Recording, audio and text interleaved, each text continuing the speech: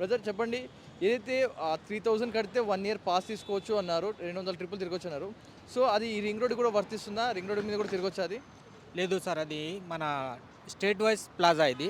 దీనికి ఇంప్లిమెంట్ కాదు అది. ఎందుకంటే అది స్టేట్ కిందికి వస్తుంది. ఇది హెచ్ఎండి అండర్ పరిధిలో వస్తుంది. మన Nitin Gadkari sir already road transport minister clearly statement ఇచ్చారు. స్టేట్ వైజ్ ప్లాజాకి ఇంప్లిమెంట్ కాదు, ఓన్లీ నేషనల్ లెవెల్ ఇంప్లిమెంట్ అవుతుంది ఇది అని చెప్పారు. పబ్లిక్ అవగాహన లేదు దీని గురించి, అందుకే చాలామంది అడుగుతూ ఉంటారు.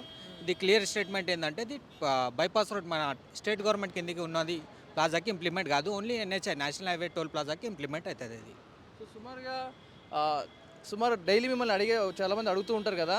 అడిగే వారికి ఏం చెప్తా ఉన్నారు? ఎంతమంది అడుగుతా ఉన్నారు రోజుకి పాస్ కావాలంటూ కూడా? మాకు చాలామంది అడుగుతారు. మాకు వాళ్ళకి టైం దొరికిన వల్ల అప్పుడు అడుగుతారు మాకు. ఇది ప్లాజాకి ఇది 3000 పాస్ ఇంప్లిమెంట్ చేస్తారు ఇక్కడ మాకు ఉందా అంటే మేము చెప్తాం ఇది ప్లాజా స్టేట్ ప్లాజా కదా, దాంట్లో ఇంప్లిమెంట్ కాదు, నేషనల్ లెవెల్లో ఇంప్లిమెంట్ అయితే మీరు ఆన్లైన్లో తీసుకోవచ్చు అని మేము చెప్తాం. వాళ్ళకి గైడ్లైన్స్ ఇస్తాం, ఇన్స్ట్రక్షన్స్ ఇస్తాం వాళ్ళకి. సుమారుగా ఎన్ని బండ్లు తిరుగుతాయి రోజు మరి ఓవరాల్ మీద ఎన్ని వెహికల్స్ తిరుగుతూ ఉంటాయి అప్రాక్సిమేట్గా?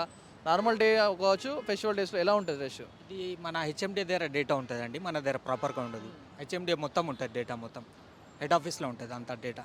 సో క్లియర్గా కన్ఫామ్గా చెప్పలేము మనం అట్లా. సో క్లియర్గా అయితే 1 ఇయర్ పాస్ అనేది మన ఓవరాల్కి వర్తించదు అంటారా? ఓఆర్ఆర్కి రాదు సార్, ఓఆర్ఆర్కి ఇంప్లిమెంట్ కాదు అది.